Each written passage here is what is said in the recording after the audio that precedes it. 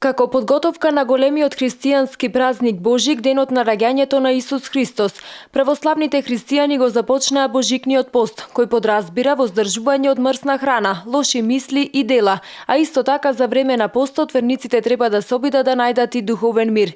Но која е смислата на постот?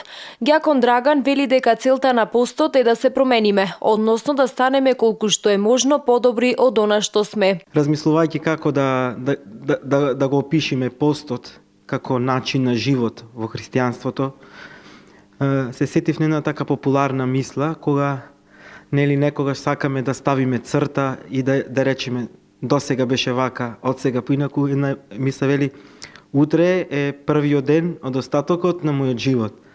Па затоа поентата е на постот таа, да се промениме, односно да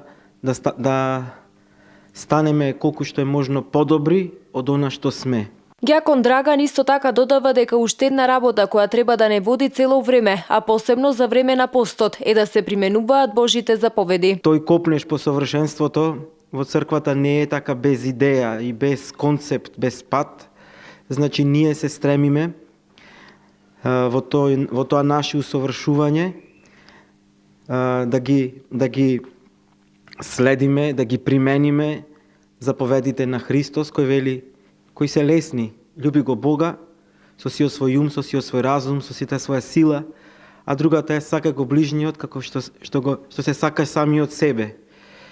Овие две работи треба да не водат цело време. Во текот на Божикниот пост не се јадат намирници од животинско потекло, но дозволени се масло и вино во сите денови, освен во среда и во петок, кога е строг пост и кога јадењата се подготвуваат со вода.